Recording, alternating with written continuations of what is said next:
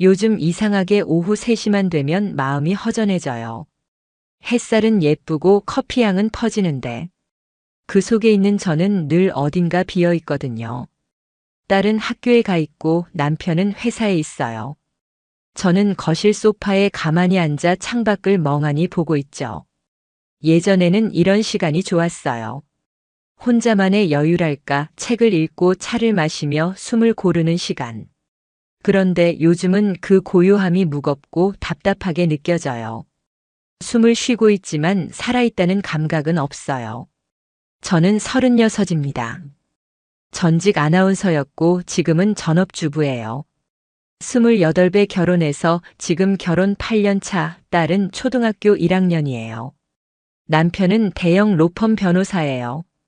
일에선 야무지고 명석한데 가정에서는 솔직히 말하면 무심해요. 딸에게도 저에게도 한 집에 있지만 대화 없이 그냥 존재만 함께하는 느낌이에요. 저는 그 무관심에 익숙해지려 노력했어요. 그래도 딸이 웃어주니까 그 웃음 하나로 하루를 버텼죠. 하지만 사람이란 게 그렇더라고요. 누군가에게 사랑받고 싶고 필요한 존재로 느껴지고 싶어요. 저도 그랬어요. 어느 날 동네 커뮤니티에서 요가 수업 공지를 봤어요. 아무 생각 없이 클릭했고 그냥 움직여야겠다는 마음으로 등록했죠. 처음 수업에 들어갔을 때 그 사람이 거기 있었어요.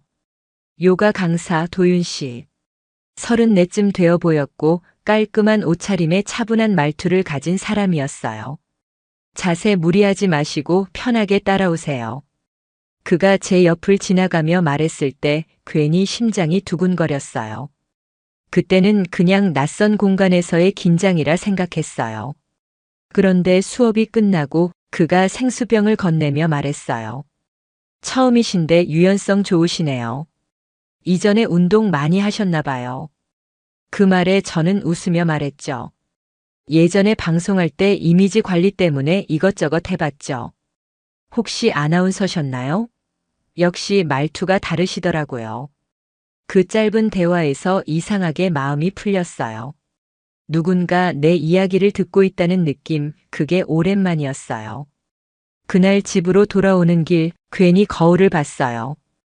화장이 지워진 얼굴에 땀이 번졌는데도 왠지 낯설지 않았어요.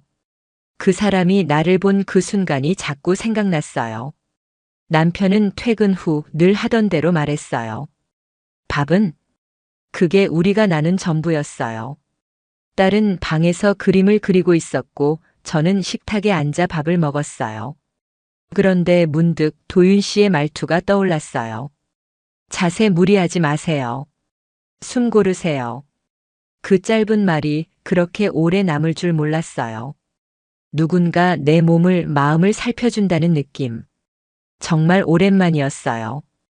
그날 밤 거실 불을 끄고 방에 들어가려다 잠시 소파에 앉았어요. 조용한 집 안에서 스스로에게 물었어요.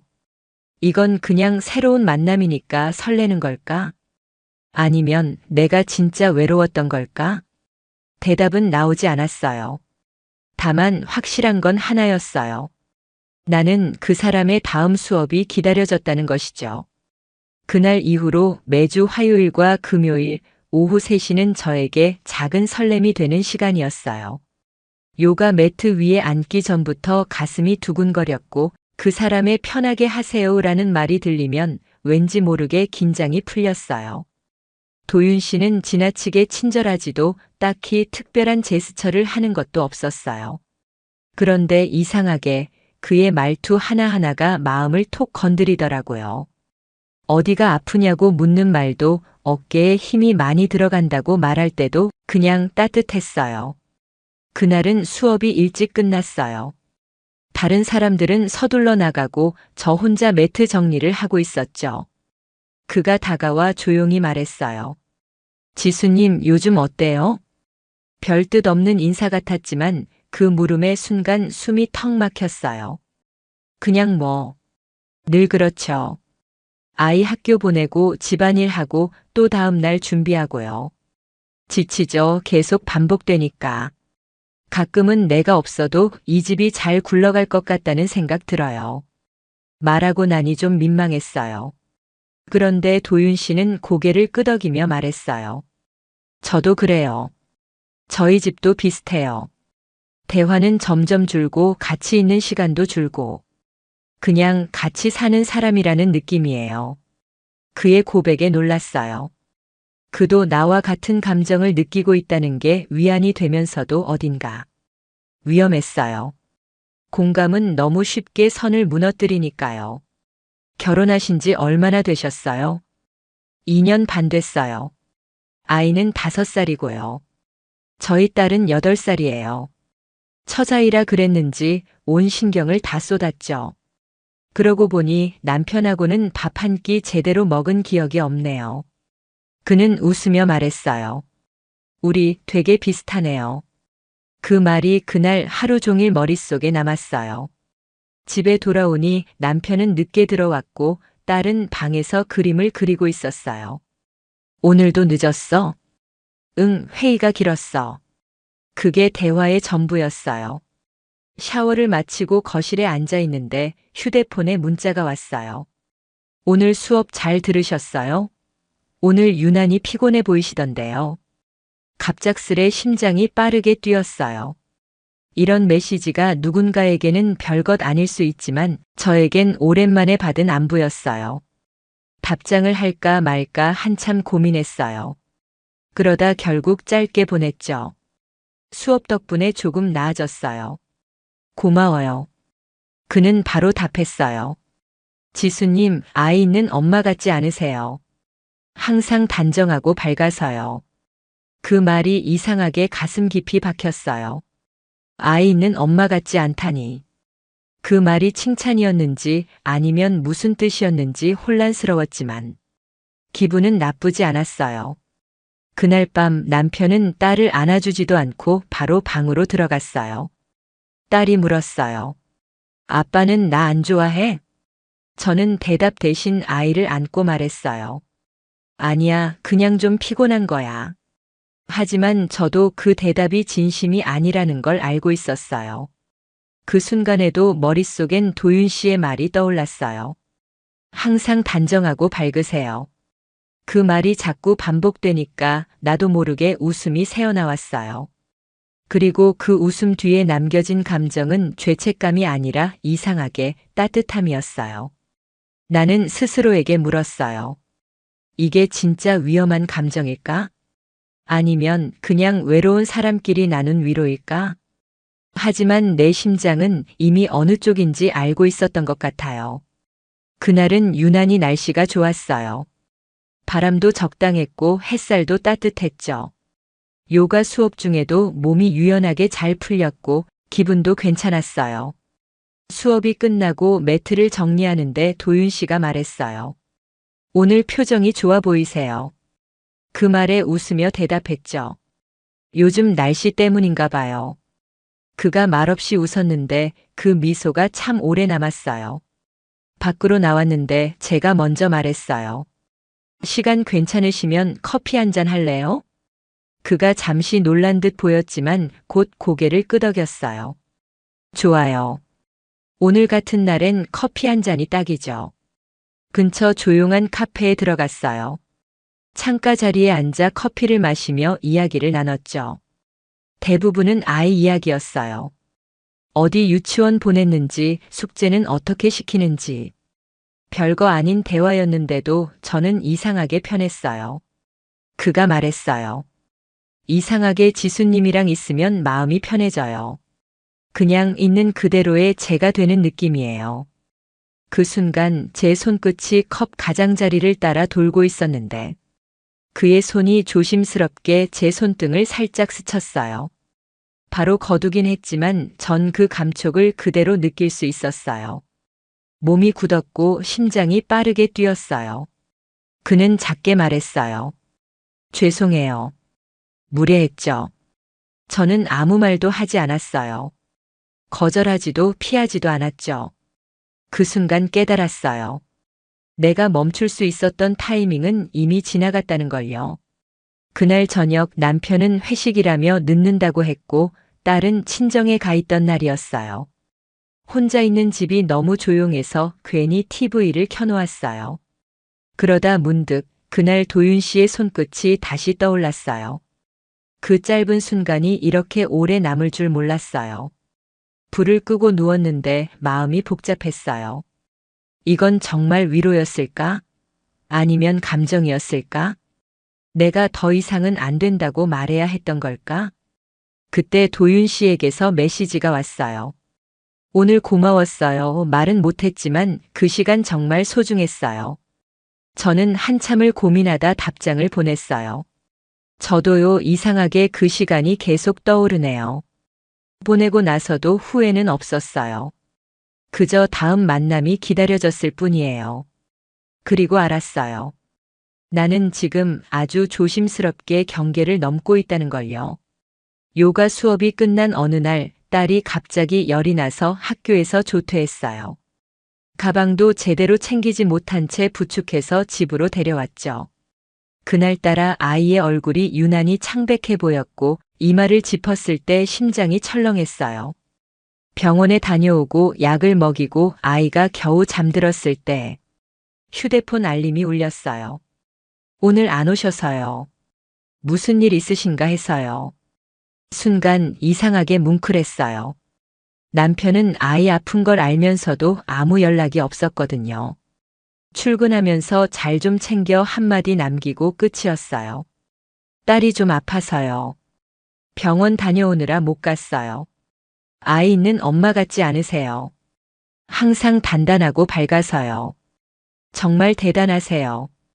그 메시지를 보는 순간 숨이 막혔어요. 아이 있는 엄마 같지 않다는 말. 이상하게 기분이 좋았어요.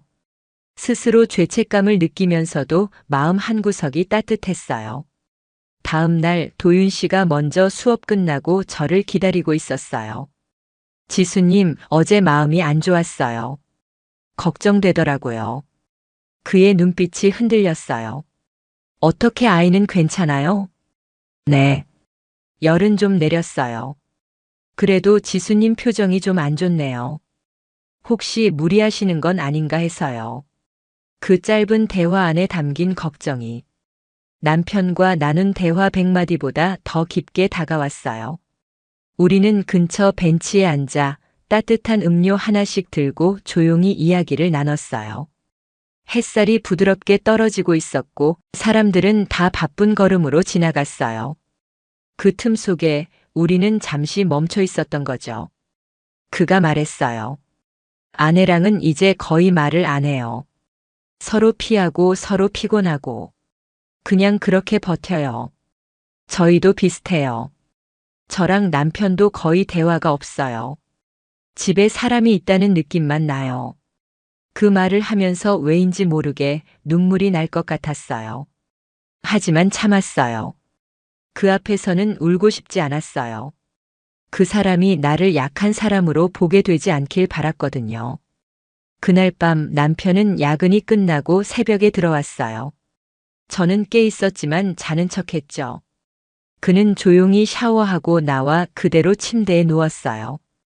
우린 서로 등을 진 채 한마디 말도 없이 그 밤을 넘겼어요. 그리고 그 다음 날 도윤 씨에게 먼저 메시지를 보냈어요. 다음 수업 후에 잠깐 걸을래요? 같이 바람 좀 쐬고 싶어서요. 그는 바로 답했어요. 좋아요, 기다릴게요. 저는 그때 알았어요. 이게 단순한 공감이 아니라 점점 감정으로 변하고 있다는 걸요. 우린 이미 금이 간 일상 속에서 조심스레 무너지고 있었어요. 그날은 토요일이었어요. 딸은 친구 집에서 놀다가 할머니 집으로 갔고 남편은 지방으로 출장을 간 날이었죠. 혼자 있는 집은 괜히 더 조용하게 느껴졌고 허전함은 평소보다 훨씬 짙었어요. 그때 도윤 씨에게서 문자가 왔어요. 오늘 저녁 시간 괜찮으세요? 같이 식사 어때요? 한참 망설이다가 결국 짧게 답했어요. 좋아요. 어디서 만날까요? 우리는 조용한 이탈리안 레스토랑에서 만났어요. 사람이 많지 않아 오히려 마음이 편했어요. 식사 내내 대화는 자연스러웠고 웃음도 많았죠. 그가 말했어요. 지수님은 참 묘한 사람이에요. 말없이 있어도 편한 사람, 그런 사람이 얼마나 될까요? 저는 아무 대답도 하지 않았어요. 그저 그 말을 오래도록 마음속에 새기고 있었어요. 식사가 끝나고 우리는 잠시 근처 공원을 걸었어요. 늦은 저녁 바람이 차가웠지만 이상하게 따뜻했어요. 그리고 그날 그가 조심스럽게 말했어요. 혹시 잠깐 커피 한 잔 더 하실래요? 가게들은 대부분 문을 닫은 시간이었고 우리는 무심코 모텔 옆에 있는 1층 커피숍으로 향했죠. 그런데 자리가 없었고 도윤 씨가 문득 말했어요. 그냥 조용히 이야기만 좀 하고 싶어요. 방 하나 잡고 잠깐 앉아 있다 갈까요? 그 말에 망설였어요. 정말 오래 망설였어요. 하지만 저는 고개를 끄덕였어요. 잠깐이면. 프런트에서 키를 받는 그 순간 가슴이 철렁했어요. 순간의 판단이었을지도 모르지만 그게 결국 모든 걸 무너뜨릴 결정적인 실수였죠. 방에 들어서자 공기는 묘하게 무거웠어요. 우린 침대 옆 작은 테이블에 앉아 말없이 커피를 마셨죠. 그러다 그가 제 손을 잡았어요. 그리고 말했어요. 지수님, 이건 제가 원했던 순간이에요. 하지만 지금이라도 멈추자면 멈출 수 있어요. 당신 마음이 중요해요. 저는 아무 말도 하지 않았어요. 손을 빼지도 않았어요. 그저 고개를 천천히 끄덕였어요. 그 순간 모든 선이 무너졌어요. 모든 이유가, 모든 변명이 순간적으로 사라졌어요. 그리고 우리는 돌아갈 수 없는 강을 건넜어요. 그날 이후 우리는 아무 일도 없었던 것처럼 일상을 이어갔어요. 저는 여전히 딸을 학교에 보내고 요가복을 챙겼고 도윤 씨는 변함없이 센터에서 수업을 진행했죠. 하지만 제 마음은 완전히 달라졌어요. 그와 시선을 마주칠 때마다 심장이 요동쳤고 손끝이 스칠 때마다 전율이 일었어요. 모든 게 예민해졌어요.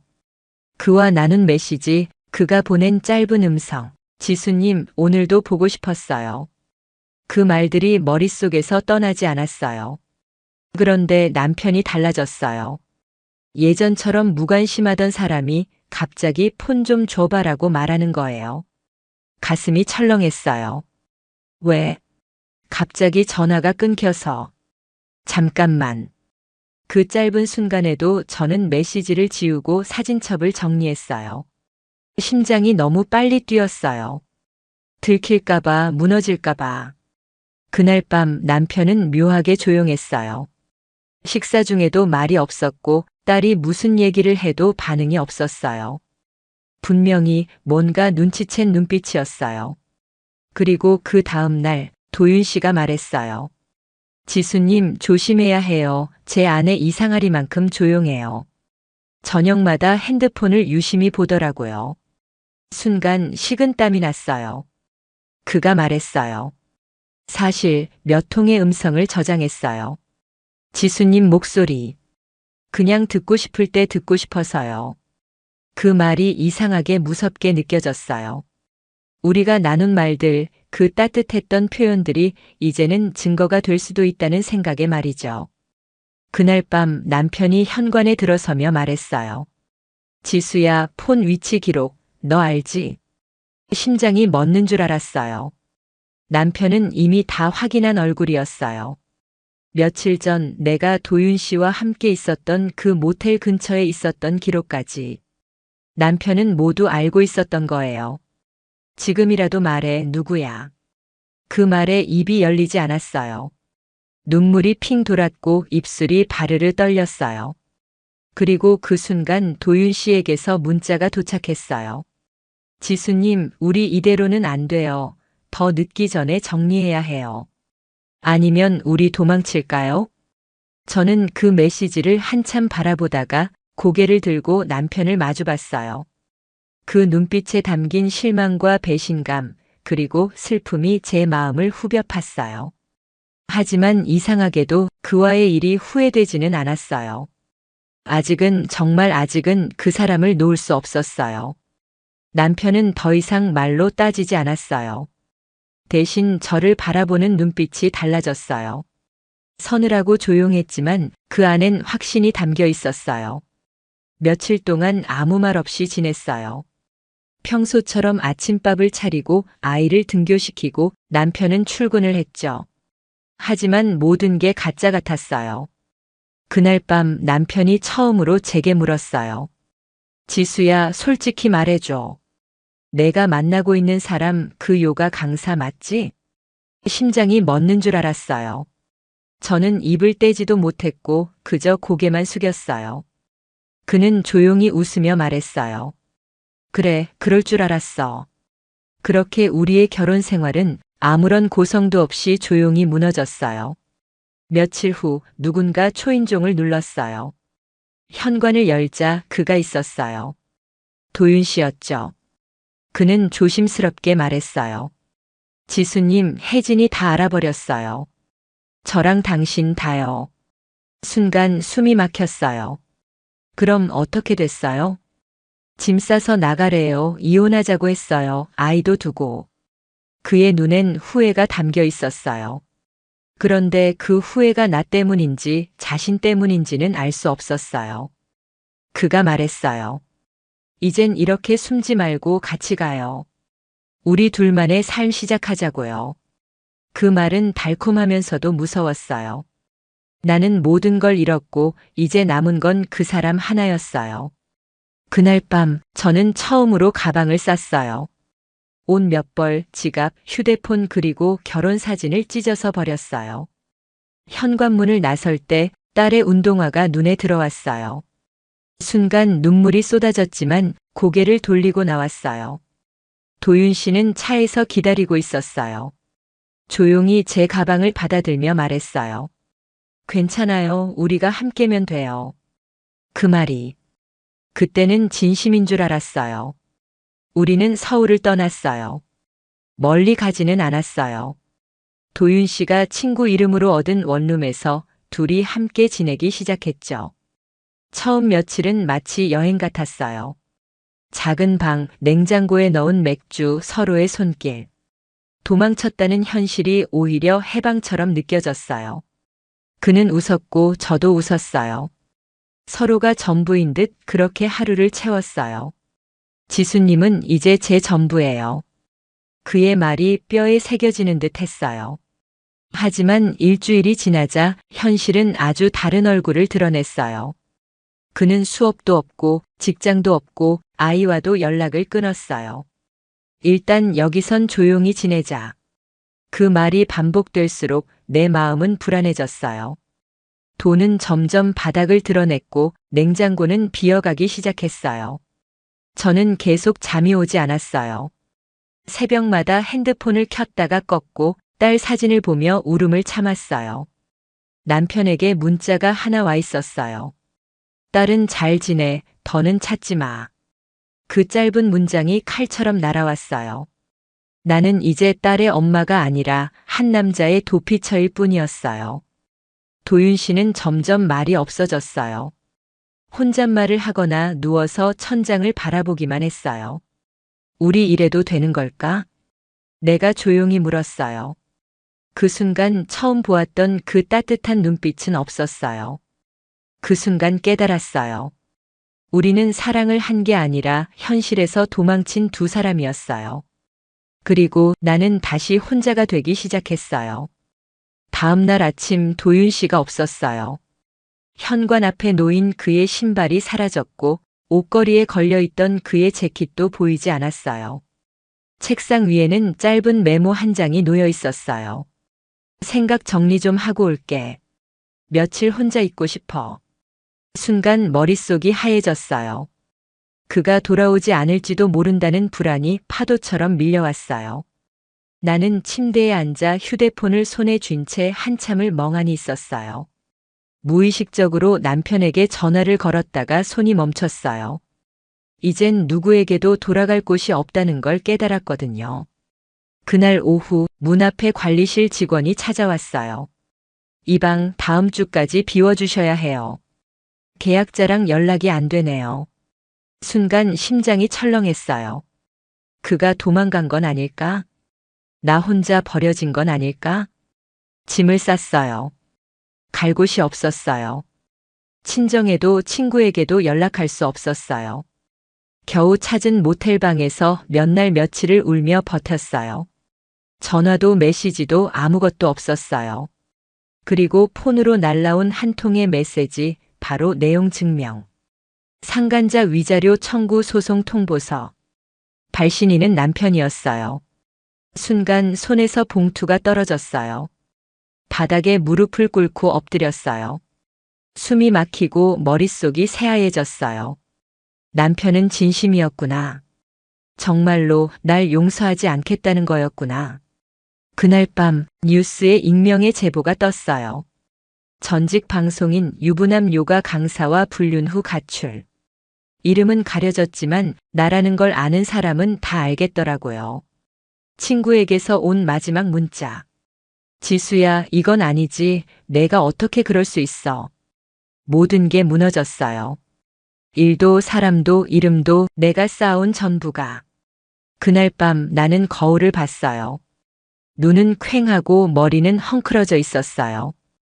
이게 내가 사랑을 해서 얻은 얼굴이었나. 사랑이 아니라 파멸이었어요. 전 직장 PD에게서 연락이 왔어요. 전화기를 들자마자 그가 말했어요. 지수 씨, 기사 봤어요. 미안하지만 복귀 얘긴 접자. 위에서 말이 많아요. 무슨 말인지 다 알겠더라고요. 전직 아나운서가 불륜으로 기사화됐다는 사실 하나만으로도 모든 게 끝났어요. 언론은 사람을 띄우는데도 끌어내리는데도 주저함이 없다는 걸. 그제서야 실감했어요. 지인들은 하나둘 연락을 끊었고 SNS 계정엔 비난 댓글이 달렸어요. 아이는 무슨 죄야. 부끄러운 줄 알아야지. 이중생활 했다는 거 다 들었어. 내로남불의 끝판왕.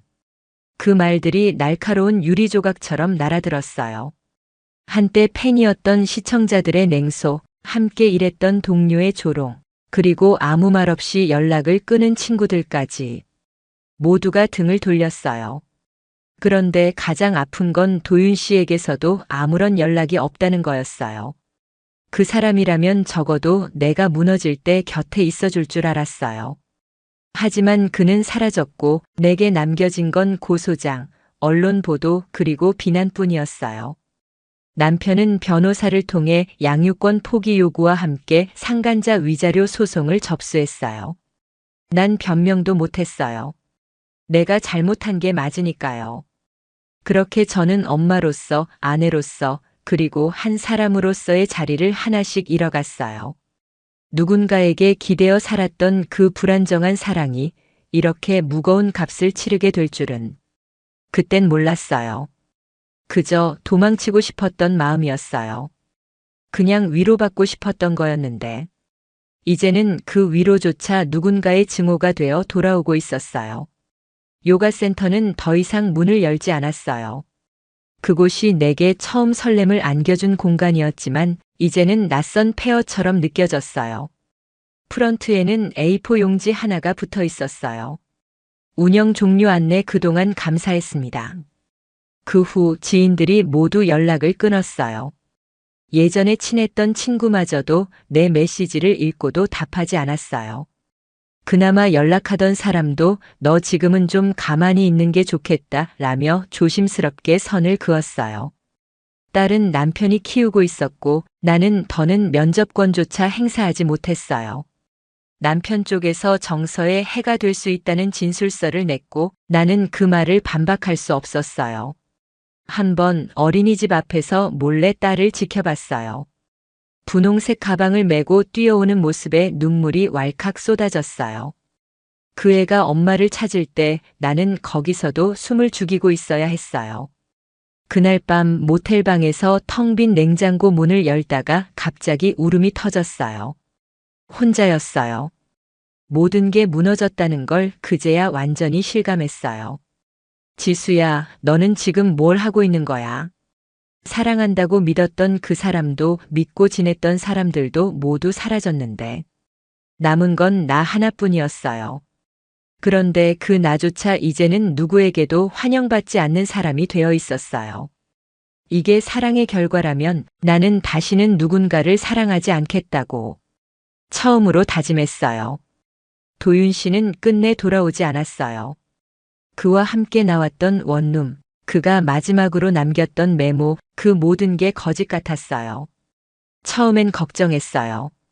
무슨 일이 생긴 건 아닐까, 아내에게 잡혀 억지로 어디 끌려간 건 아닐까. 하지만 시간이 지날수록 그건 그냥 나 혼자만의 착각이었단 걸 알게 됐어요. 어느 날 우연히 도윤 씨의 아내인 혜진 씨와 마주쳤어요. 그녀는 눈 하나 깜빡하지 않고 말했어요. 그 사람 당신이 처음이 아니에요. 숨이 막혔어요. 무슨 말씀이세요? 결혼 전에 2번이나 불륜이 있었어요. 저는 알면서도 그냥 결혼했죠. 사람은 안 바뀌더라고요. 나는 아무 말도 하지 못했어요. 그녀는 마지막으로 말했어요. 그 사람 당신한테도 언젠간 돌아온다고 약속했겠죠? 그녀는 코웃음을 치고 돌아섰어요. 모든 게 무너졌어요. 그가 내게 했던 모든 말, 지수님은 특별해요. 당신 없인 못 살아요. 그 말들이 다 다른 사람에게도 했던 말이었을지도 모른다고 생각하니 속이 뒤집어지는 기분이었어요. 나는 그를 사랑했던 게 아니라 그가 만든 환상에 빠졌던 거였어요. 그날 밤 거울을 봤어요. 내 눈이 너무 낯설었어요. 사랑받고 싶었던 마음이 어리석게 느껴졌어요. 그 하나만 바라보고 모든 걸 던졌던 나 자신이 너무나 초라했어요. 그는 사라졌고 나는 남겨졌어요. 사랑이라고 믿었던 건 그 사람에게는 그저 반복된 장면 중 하나였을지도 몰라요. 정말 처음부터 사랑 같은 건 없었던 건지도 모르겠어요. 그날 이후로는 하루가 너무 길게 느껴졌어요. 아무 일도 안 했고 아무도 만나지 않았고 그저 눈만 뜨고 숨만 쉬고 있었어요. 창밖으로 햇살이 비쳐도 아이들이 뛰노는 소리가 들려도 세상과 나 사이에는 두꺼운 유리벽이 있는 것 같았어요. 도윤 씨가 떠난 뒤 나는 정신과를 찾았어요. 우울증, 불안장애, 수면장애. 의사는 약을 건넸고 나는 그 약을 꾸역꾸역 삼켰어요. 무기력함이 뼛속까지 퍼졌어요. 샤워도 하지 않았고 식사도 하루 한 끼면 충분했어요. 가끔 딸의 사진을 보며 손끝으로 화면을 문지르듯 만지곤 했어요. 그때 그 애가 했던 말이 떠올랐어요. 엄마, 나 좋아해? 그럼 엄청 좋아하지. 지금 그 아이가 다시 묻는다면 나는 아무 말도 못할 것 같았어요. 그 질문 앞에 나는 엄마가 아니라 도망자였으니까요. 한날은 정신과 상담 중에 의사가 말했어요. 지금 겪고 있는 감정 당연해요. 하지만 중요한 건 당신이라는 사람을 다시 회복하는 거예요. 그 말이 이상하게 가슴에 박혔어요. 회복. 그게 될 수는 있을까? 나는 나를 버렸고, 내 가정을 버렸고, 아이를 버렸고, 심지어 그 사람에게도 버림받았어요. 그런데도 나는 살아있었어요. 죽지 않았고, 지금 이 자리에서 숨을 쉬고 있었어요. 그건 뭘까? 쳐버릴까? 아니면 기회일까? 그날 처음으로 창문을 열었어요. 바람이 들어왔고 나는 눈을 감았어요. 냄새가 났어요. 따뜻하고 쿰쿰한 봄 냄새였어요. 그 냄새가 낯설게 느껴지지 않았어요. 아직은 모든 걸 되돌릴 수는 없겠지만 적어도 이대로 끝나고 싶지는 않았어요. 법원에 출석한 날 하늘은 이상하리만큼 맑았어요. 재판정은 조용했고 판사의 목소리는 무덤 같았어요. 피고인 윤지수는 민법 제840조 및 제843조에 따라 혼인 파탄의 주된 귀책 사유자로 판단됩니다. 숨이 턱 막혔어요. 판사는 이어서 말했어요. 원고 서진우의 청구를 인용하여 양육권은 원고에게 부여하며 피고는 위자료 3천만 원을 지급합니다. 그 짧은 문장들이 내 지난 8년의 결혼 생활을 갈라놓았어요. 나는 이제 딸의 법적 보호자가 아니었고 전 남편에게 손해를 배상해야 할 상간녀가 되었어요. 그리고 이어서 들은 또 하나의 소식. 도윤 씨 역시 이혼 소송에서 패소했고 친권 제한과 재산 분할로 모든 것을 잃었다고 했어요. 그의 아내 혜진 씨가 끝까지 물고 늘어졌다고 하더라고요. 누군가에게 그건 복수였을지도 몰라요. 하지만 제게는 그저 결과였어요. 감정이 개입될 틈도 없었어요. 법정 밖을 나오자 햇빛이 따가웠어요. 햇살이 아니라 죄의 무게 같았어요. 사람들이 나를 쳐다보는 듯한 느낌. 그날은 유난히 더 심하게 느껴졌어요. 신문엔 다시 기사가 났어요. 전 아나운서 상간 소송으로 위자료 판결. 법원 혼인 파탄의 주요 원인. 이름은 익명 처리됐지만 사진은 흐릿하게 남아 나였어요. 인터넷에는 댓글이 달렸어요. 꼴 좋다. 죗값 치러라. 방송할 땐 고상한 척 하더니 결국은 눈을 감았어요. 모든 게 예상된 반응이었지만 그래도 여전히 아팠어요. 하지만 달라진 게 하나 있었어요. 이번엔 울지 않았어요. 그냥 조용히 그 모든 걸 받아들였어요. 사람이 죄를 지으면 벌을 받아야 한다고 그걸 인정하는 데까지 참 오래 걸렸네요. 하지만 이제는 벌을 받았으니 그 벌 위에서 다시 살아야 할 이유도 생기겠죠. 버스 정류장에 앉아 있었어요. 눈앞이 흐려졌고 머릿속은 멍했어요. 그 시간은 오후 3시였고 예전 같으면 요가복을 챙겨 들고 있었을 시간. 하지만 지금 내 옆엔 가방도 휴대폰도 아무것도 없었어요. 괜찮으세요? 지나가던 사람이 말을 걸었고 나는 대답 대신 고개만 끄덕였어요. 몸을 일으키려 했지만 다리에 힘이 풀렸어요. 잠깐 어지러움이 밀려왔고 시야가 흐려지다가 모든 게 깜깜해졌어요.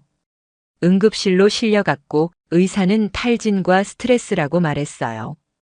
침대에 누워 천장을 보며 생각했어요. 여기까지가 끝일까? 이게 내 인생의 마지막일까? 그때 문득 딸의 웃는 얼굴이 떠올랐어요. 작고 동그란 얼굴, 손에 쥐고 있던 곰인형, 그리고 엄마 사랑해 하던 목소리. 눈물이 멈추지 않았어요. 세상이 무너진 것보다 그 아이의 기억이 사라질까봐 무서웠어요. 며칠 뒤 퇴원한 나는 조용히 강남 어느 거리에 섰어요. 예전에 갔던 요가센터 근처 그 작은 골목 앞에서 잠시 멈춰 섰어요. 다 문이 닫혀 있었고 그 시절의 그림자는 하나도 없었어요. 나는 그 길을 따라 천천히 걸었어요. 발밑엔 벚꽃잎이 흩날렸고 햇살은 참 따뜻했어요. 그날 오후 근처 카페 창가에 앉아 있는 한 가족을 봤어요. 남자와 어린 여자아이. 딸이 케이크를 자르며 말했어요. 아빠, 초코 맛이 제일 맛있어. 우리 딸 많이 먹어. 그 목소리는 남편의 목소리였어요. 딸은 웃고 있었고 남편은 아주 조용히 하지만 따뜻한 눈으로 그 아이를 바라보고 있었어요. 나는 창 너머 그 풍경을 바라보다 조용히 뒤돌아서 걸었어요. 이제는 그 시간에 함께할 수 없다는 걸 알면서도 왠지 모르게 안심이 됐어요. 그 둘의 오후 3시는 다시 평화로워졌구나. 비로소 제자리로 돌아갔구나. 나는 폐허 속에 앉아 있었지만 그 오후의 평화로움만큼은 다시 돌아왔다는 걸 알았어요. 다만 그 자리에 내가 없을 뿐이었어요.